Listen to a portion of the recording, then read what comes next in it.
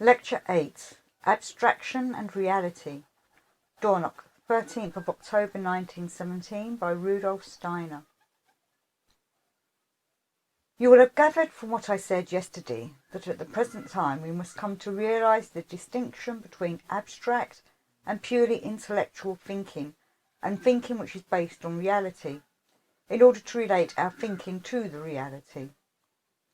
The natural tendency is to make our thinking incontrovertible, as free from contradictions as we can make it. But the world is full of contradictions, and if we really want to grasp reality, we cannot throw a general standard form of thinking like a net over everything in order to understand it. We have to consider everything on an individual basis. The greatest defect and deficiency in our time is that people are literally inclined to think in abstractions. This takes them further away from reality. We now come to the application of this to reality itself. Please consider this carefully. I'm going to say something rather strange, for I have to apply unrealistic thinking to reality. Unrealistic thinking is, of course, also part of reality. The unrealistic thinking which has developed over the last 3 or 4 centuries, and the fact that as such it has become part of reality in human life, has resulted in an unreal structure which is always self-contradictory. People are doing all right, one might say, with regard to the physical and material world, for the physical world ignores them, and they can therefore have as many wrong ideas as they like. This makes them forgive the paradoxical way of putting this into billy goats who keep butting against the brick wall of reality with their horns in their insistence on thinking about the physical world in abstract terms. We can see this with many ideologies. They keep coming up against the brick wall of reality, and they are sometimes just as stubborn as goats, these ideologies. The situation is different, however, when it comes to social and political life. Here, the human faults of every individual enter into the social structure. We do not come up against a reality that will not yield. In this case, we create the reality. And if this goes on for a few hundred years, the reality will be what you may expect it to be. It will be full of contradictions. Reality itself comes to realization in structures which do not have the power of reality in them. As a result, there are upheavals such as the present catastrophic war. Here you have the connection between the inner life of people who lived in a particular age and the outer physical events of a time which comes a little later. It is always the situation that anything which emerges in the physical world has first lived in the spirit, and this also applies where humanity is concerned. With things living first in human thoughts and then in human actions. And we can see how abstract thinking has penetrated into reality if we look at the present time, where this shows itself in its true form, that is, in this case, in its untrue form, which is its true form. The reality is in many ways seen in an abstract way. People look at it as if they were watching the conjurer I spoke of yesterday, and the weights which have no weight, with the conjurer behaving as if they weighed many kilograms. The most significant characteristic of many of the concepts held today is their poverty. People like to take things easy today, as I've said so many times, and they want their concepts to be as straightforward as possible. This, however, makes them rather limited. Now, limited concepts do prove adequate when one is dealing with the superficial aspects of the physical world, the mere surface of that world, which is the only thing modern people want to consider, in spite of all the advances. Magnificent discoveries have been made in recent times about physical phenomena, but the concepts used to explore them are relatively limited. The desire for limited concepts, or concepts of limited content, has also crept into all philosophical and ideological thinking. We see philosophers today who are literally craving such limited concepts. The most limited concepts, with practically no content, are tossed about over and over again. They are often quite pretentious, but they do not contain anything which has real weight. Widely used ideas today are the eternal, infinity, unity, the significant compared to the insignificant, general, particular, and so on. People like bandying these about. The more abstract, the better. This creates a peculiar situation with regard to reality.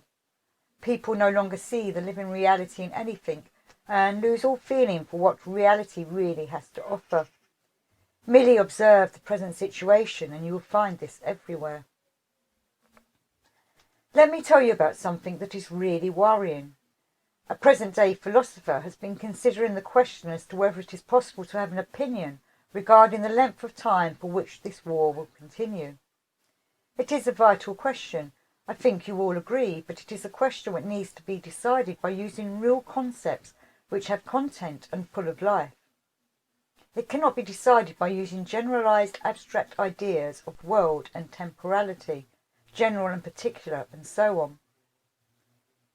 This kind of generalized philosophizing will get us nowhere with regard to the concrete issues. The philosopher concerned found, as many people find, that it does not matter if the war continues for any length of time, for this will be the only way of achieving permanent peace, as they call it, and let us have paradise on earth. You will remember I compared this with the idea that the best way of making sure no more crockery is broken in the home is to break all the crockery in the first place. This is more or less the conclusion reached by people who say the war must continue until there is a prospect of permanent peace. The philosopher therefore applied his ideology to the question, an ideology which in his opinion deals with the most sublime, which in our time means the most abstract ideas. And what did he say? Believe it or not, he said, compared to the eternity it takes to create satisfactory conditions for humanity, what does it matter if a few more tons of organic matter perish in the fields of battle? What are a few tons of organic matter compared to life eternal, to human evolution? Those are the achievements of abstract thinking when it is addressing itself to reality. And we have to draw people's attention to how horrific this is, for they do not feel it on their own. We can only be in constant amazement at how these things escape attention and fail to give much cause for thought. Fundamentally speaking, such ideas are part of the present-day desire for ideologies. This has given rise to the most abstract of abstract ideas, which, however, can only be applied to the dead, inorganic, mineral world. If philosophers apply such ideas not only to the sphere of life, but also to that of the soul and spirit, it is only to be expected that they come to this kind of conclusion. In the realm of dead matter, human beings do, of course, have to apply the principle. What are so-and-so many hundredweight of material compared to what will be the end result? It would be impossible to do any building, for instance, if we were obliged to leave everything untouched. Yet we must not apply to human life what applies only in the lifeless, inorganic world. The concepts developed in modern science apply only to the inorganic world, but people are all the time applying them elsewhere, and the problem is that no one notices. Opinions of the kind that the war should not be brought to an end until the above-mentioned prospect is there are saying exactly what the philosopher puts so brutally, although it would seem to him that he put it in a very superior way. Others simply feel embarrassed about saying such things, but the philosopher hides the brutality behind beautiful words. Yet he puts things in a very superior way, juggling with ideas like eternity and temporality, the human being forever evolving, the transient, temporal reality of so-and-so many tons of organic matter.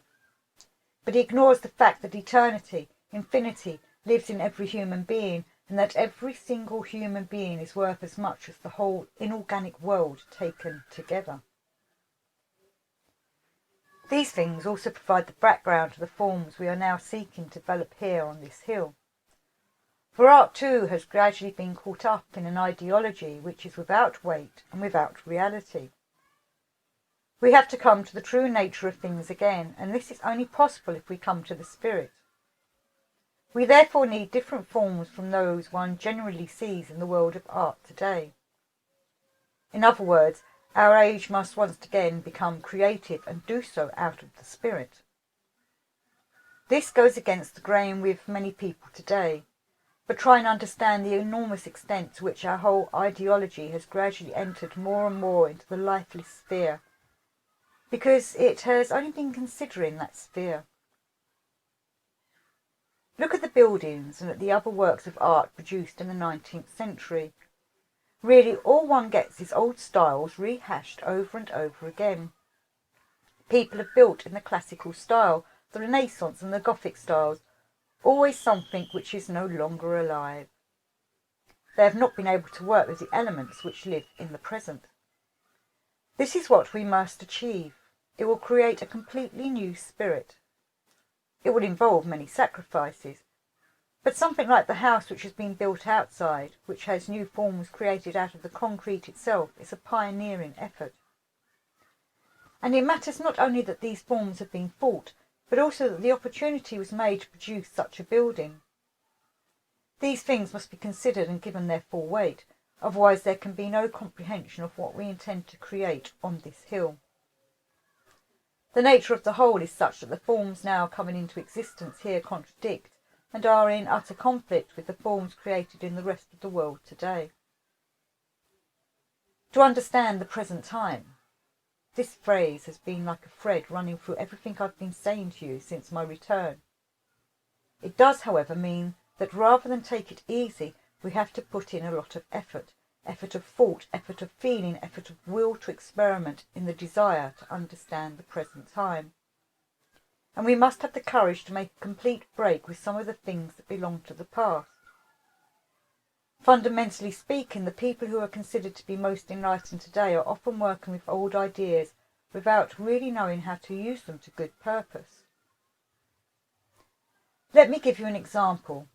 I am sure that here in Switzerland, too, you will have heard and read a lot about a book which was no doubt also given pride of place in local bookshop windows, for it has made a profound impression in the present time.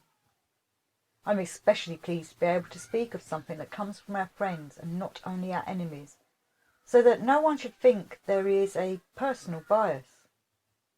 The book, On the State as a Life Form, was written by the Scandinavian writer Rudolf Steiner, one of the few who have shown an interest in my writings and commented on them in a positive way.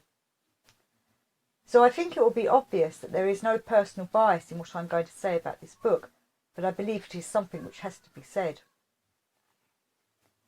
The book is a good example of the inappropriate ideas people have in the present time. An attempt is made to see the state as an organism. This is the kind of thing people do when they use the current ideas in our time to grasp anything that needs to be grasped in mind and spirit. It is good to be able to say this in an erudite, scholarly, and truly profound individual, someone we really cannot praise enough, but at the same time we are going to show the true nature of the completely inappropriate idea on which the book is based. This is the kind of contradiction in which we find ourselves all the time. Life is full of contradictions. Abstract and incontrovertible ideas will not do if we want to take hold of life. We should not immediately think that someone whom we have to fight is an idiot. It is also possible to see someone whom we have to fight as a most erudite and thoroughgoing scholar, as indeed is the case with the author about whose work I am speaking. What Kelderlin is doing is rather similar to what the Swabian, now I do not know what to call him, the Swabian scholar or the Austrian Minister of State, for he is both, Schaffel. Schaffel in his day made a thorough attempt to see the state as an organism and individual citizens as the cells in this organism. Hermann Bahr, I have spoken of him before, wrote a refutation of Schaffel's book.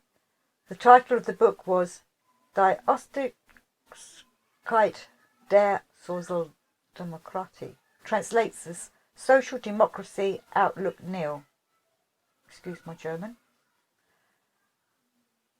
The refutation was entitled Die Einschlägigkeit des Herrn Schaffel, translates as Mr. Schaffel Insight Nil, a brilliant little book. He called it a bit of naughtiness in a recent lecture. It is still quite a brilliant piece of work written in his youth. Schaffer, therefore, did something rather like Kedgelan in doing now. Kedgelan, too, is trying to present every state as an organism with the individual citizens as its cells. We do, of course, know quite a few things about the way in which cells function in an organism, and about the laws which pertain in an organism, and this transfers quite prettily to a state. People like to use such comparisons in arenas which their minds are unable to penetrate. Well, the method of comparison can be applied to anything. If you like, I can easily develop a complete little science based on the comparison between a swarm of locusts and a double base. You can compare anything to anything in the world, and comparisons will always prove fruitful. But the fact that we are able to make comparisons certainly does not mean that we are dealing with reality in making them. It is especially important to have a tremendous sense of reality when creating analogies. Otherwise, they will not work. When we create an analogy, we are apt to find ourselves in the situation which some people experience as a harsh destiny in the days of their youth when, forgive me, we instantly fall in love with the analogy we have created. Analogies which come to mind and really are obvious do have the drawback that we fall in love with them. This has its consequence, however, for we grow blind to any argument against the conclusions which may be drawn from the analogy. And I must say, when I read Kedgelan's book, I realised as soon as I considered it in the light of reality that it has been written right now, during this war. To write such a book about the state as an organism did seem entirely unrealistic to me. You only need to look around you a little and you can realise, even if it may not be literally so, the wars are fought in such a way that bits are cut off from the state, which are in combat, and one bit is put here and another there. Bits are cut off and put somewhere else. This aspect of war does matter, at least to a lot of people. Now, if we were to compare states to organisms, we should at least try and take the analogy so far that one would also be able to cut bits off one organism and give them to a neighbouring organism. This is something people should realise, but they do not, because they have fallen in love with the analogy. There are many other examples I could give, and these would probably amuse you a great deal and make you laugh heartily, and you would then no longer consider the individual concerned to be as erudite as I do consider him to be. I do indeed consider him to be most erudite and truly profound. How can it happen that someone may be erudite and a real scholar and nevertheless build a whole system on a completely inappropriate idea? Well, you see, the reason is that the analogy created by Kedgelan is correct. You will now say that you no longer know which way to turn. First I tell you the analogy is utterly inappropriate, and then I tell you it is correct. Well, in saying that it is correct, I meant that it can certainly be made. What matters, however, is what we are comparing. You always have two things in an analogy. In Kedgelan's case, the state and the organism. Things must always be presented in accord with their true nature. The state exists, and the organism too exists. Neither of them can be wrong, only the way they are brought together is wrong. The point is that what is happening on Earth can certainly be compared to an organism. The political events on Earth can be compared to an organism, but we must not compare the state to an organism. If we compare the state to an organism, this makes individual human beings into cells, which is simply nonsense, for it will get us nowhere. It is, however, possible to compare political and social life on Earth to an organism, but it is the whole Earth which must be compared to the organism. As soon as we compare the whole Earth, that is, human events all over the Earth, to an organism and the different states, not the people, to different kinds of cell, the analogy is true and it is valid. If you take this as your basis and then observe how individual states relate to each other, you will have something similar to the cells which make up the different systems in the organism. What matters, therefore, is that we apply any analogy we have chosen to create at the right level. Kegeland's and also Shuffle's mistake was to compare an individual state to the whole organism, when in fact it can only be compared to a cell, a fully developed cell. Life on the earth as a whole can be compared to an organism, and then the comparison will prove fruitful. I think you will agree that the cells of the organism do not walk past each other in the way individual people do in a country. Cells adjoin, they are neighbours, and this also holds true for individual states, which are indeed like cells in the total organism of life on earth. You may well feel that something is missing in what I've been saying. If your sense for pedantic accuracy, and this too has its justification, begins to stir in your hearts as I say these things, you will no doubt say I ought to give you proof that the life of the whole earth must be compared to the organism and an individual state to a cell. Well, the proof of the pudding lies in the eating. It does not lie in the abstract deliberations which we can always go into, but in taking the thought to its conclusion. If you do so with regard to Kegeland's idea, you will always find that it cannot be taken to its conclusion. You will keep running into a brick wall, and you will have to turn into a goat, otherwise you cannot take it to its conclusion. Yet if you take the thought to its conclusion for the life of the whole earth, you will find that it works, that you gain useful insights, and it makes a good regulative principle. You will come to understand many things, even more than I have already indicated. People are abstractionists today, and one feels like saying that if you have a dozen people, 13 of them would think as follows. I know the figures do not fit, but the real situation is such today that it is practically true. If you take the case where Kegeland compares the individual state to an organism, and if we are countering this by saying that in reality one must compare political and social life all over the globe to an organism, these 13 people out of a dozen will believe the analogy to be valid for all times. For if someone establishes a theory about the state, then this theory must apply in the present time, in Roman times, and even in Egyptian and Babylonian times, for a state is a state. People base themselves on concepts today, not on the reality. But truly this is not how things are.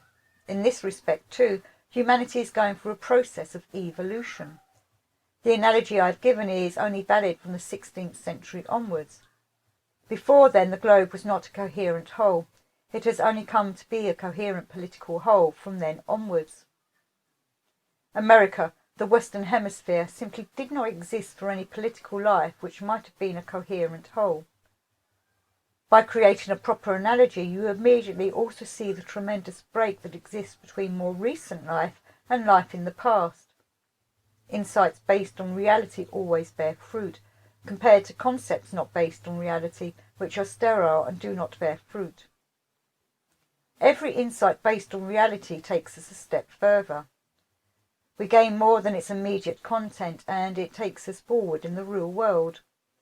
This is what is so important. It is what we must concentrate on. Abstract concepts are like this. We have them, but the reality is outside and does not care a hoot about this abstract concept. Concepts based on reality hold within them the whole active inner life which is also there outside, life that chumbles and churns in every part of the real world out there. People are made uncomfortable by this. They want their concepts to be as quiet and colourless as possible, and are afraid they will get giddy if their concepts have inner life. Concepts without inner life do, however, have the disadvantage that the reality can be there in front of our eyes, and yet we do not see the most important element in it. Reality is also full of concepts and ideas. It is really true what I said here a few days ago.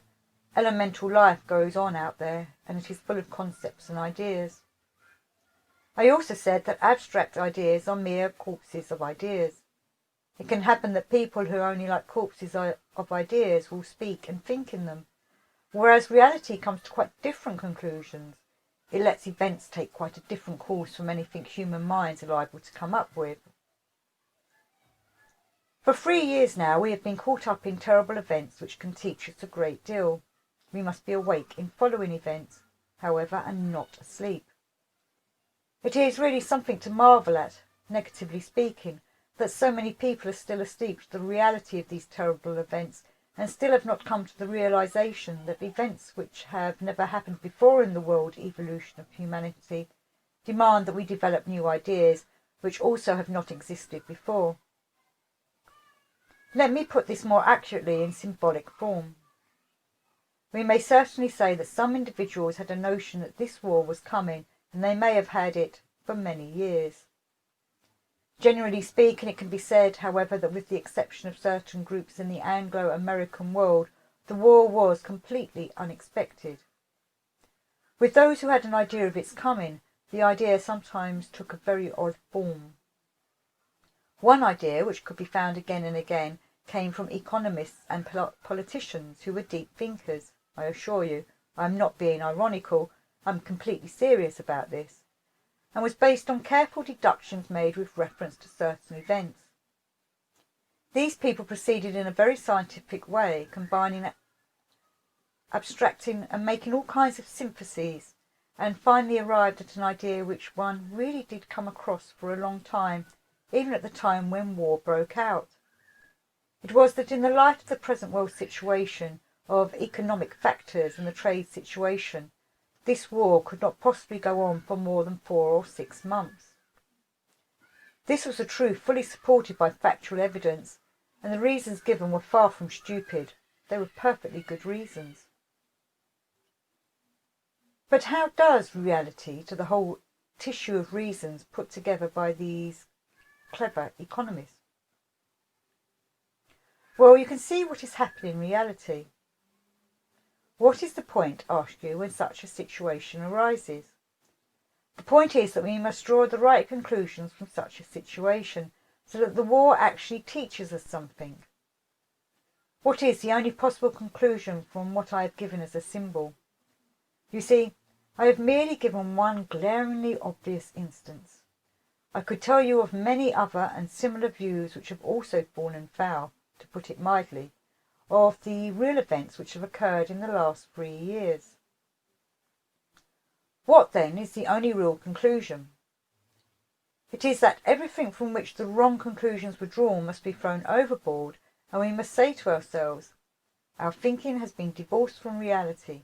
We have developed a system of ideas and then applied this abstract, unrealistic system to reality, which made reality become untrue.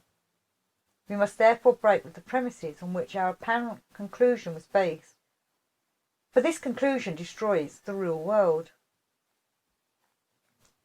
One can make a strong point of saying these things to people today, but whether they will also take it as a strong point is another question.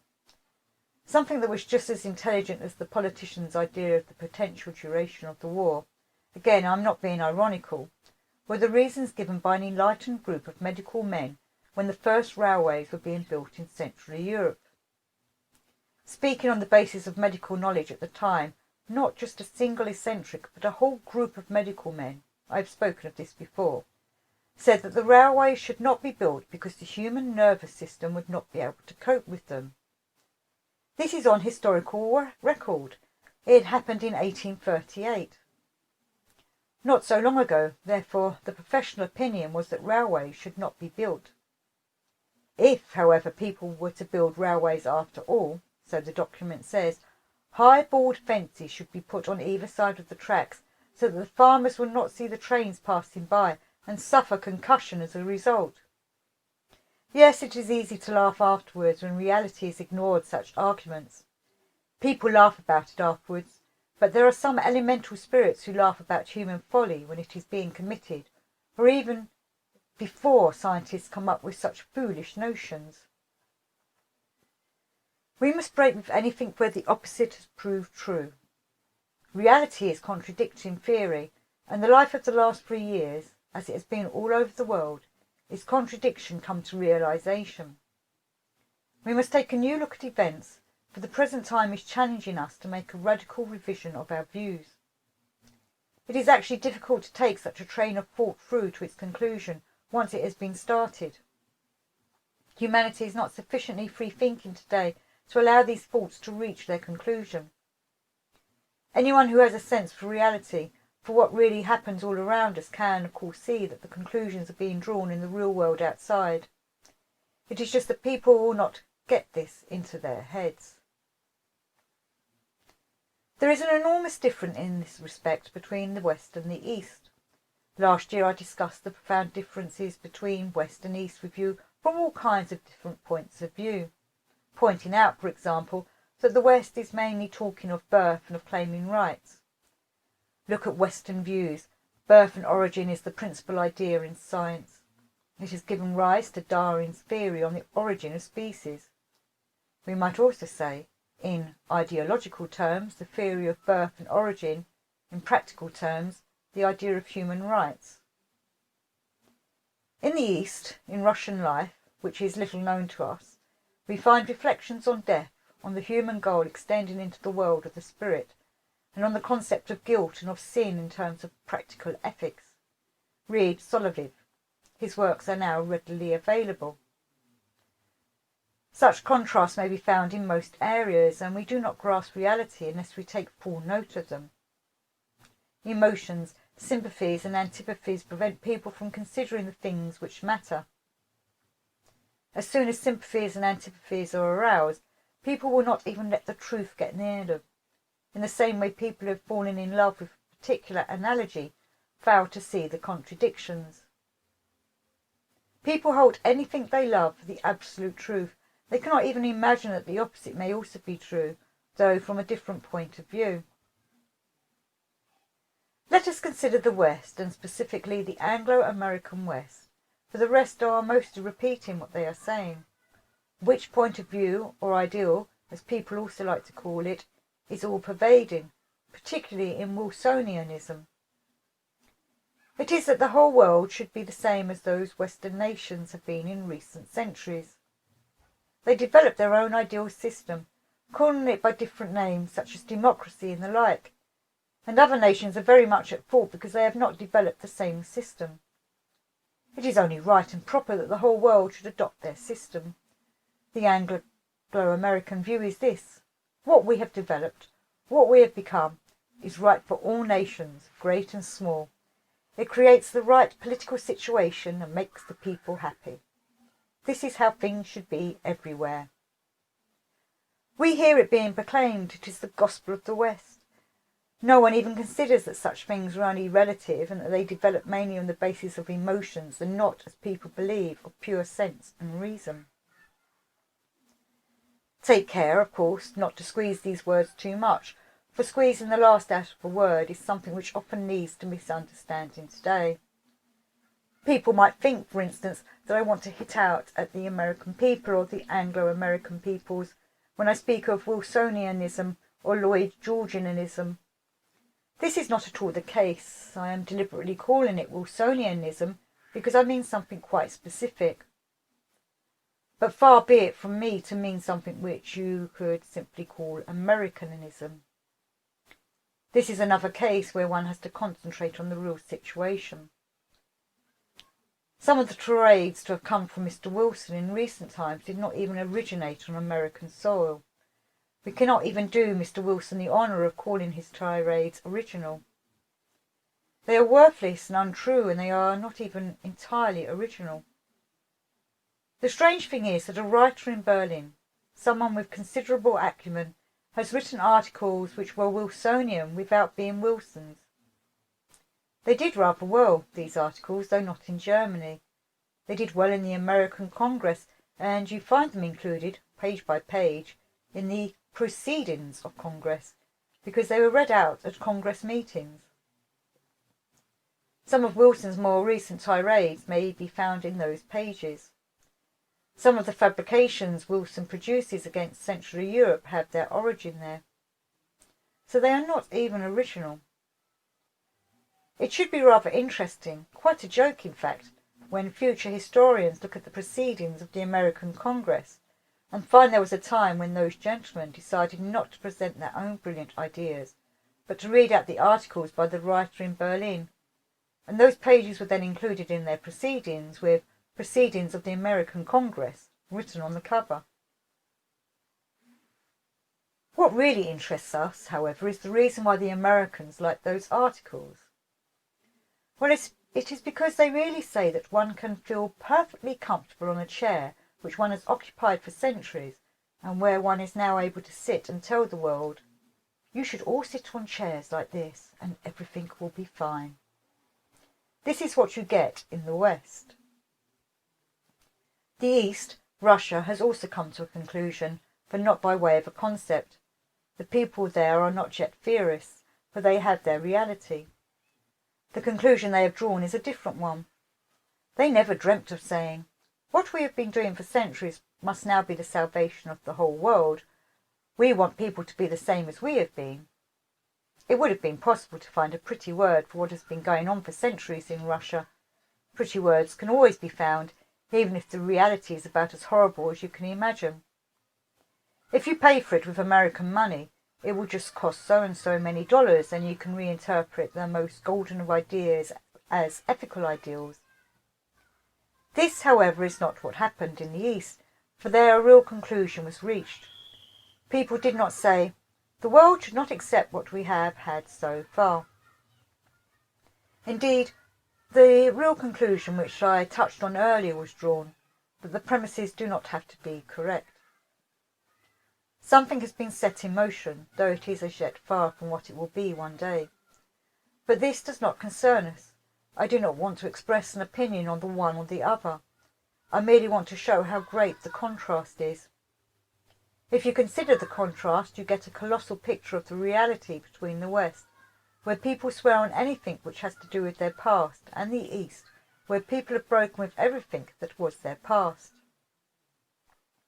If you consider this, you are not at all far away from the real causes of the present conflict, neither will you be far away from something else to which I have drawn attention before.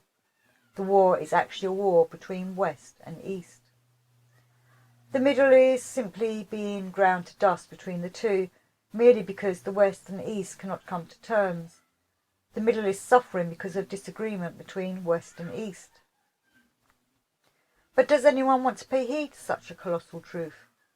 Did the events of March 1917 cast a light on the enormous contrast between West and East? Last year we had the ideologies of the West and the East written up on this blackboard. World history has been teaching us from March this year, and humanity will have to learn and come to understand. If they do not, quite different, even harder times will come. It is not a question of knowing things in an abstract sense, but above all of calling for a changing of ways. For an effort to be made, the old easy ways must go, and a spiritual approach must be seen to be the right way. And the effort must be made to find energies through spiritual science, not the kind of mere satisfaction where people say, wasn't that nice, I feel really good, and float around in cloud cuckoo land, where they gradually go to sleep in their satisfaction at the harmony which exists in the world, and the love of humanity which is so widespread. This was very much to the fore in the Society Endeavour headed by Mrs. Besant. Many of you will remember the many protests I made against the precious sweetness and light that was particularly to be found in the Theosophical Society. High ideals were dished up liberally and internationally in the sweetest tones. All you heard was general brotherhood, love of humanity. I could not go along with this. We were seeking real, concrete knowledge about what went on in the world. You will remember the analogy I've often used, that this sweetness and general love seemed to me like someone who keeps on encouraging the stove which is supposed to heat the room. Dear stove, it is your general stove duty to get the room warm, so please make it warm. All the male and female aunts, it seemed to me, were presenting the sum total of theosophy in those days in sweet words of love for humanity. My answer at the time was, you have to put coal in the stove and put in wood and light the fire. And if you're involved in a spiritual movement, you must bring in real, concrete ideas. Otherwise you will go on year after year with sweet nothings about general love of humanity. This general love of humanity has really shown itself in a very pretty light in Mrs. Besant, the leading figure in the Theosophical movement. It is, of course, more of an effort to deal with reality than to waffle in general terms about world harmony, about the individual soul being in harmony with the world, about harmony in the general love of humanity. Anthroposophy does not exist to send people off to sleep, but to make them really wide awake. We are living at a time when it is necessary for people to wake up.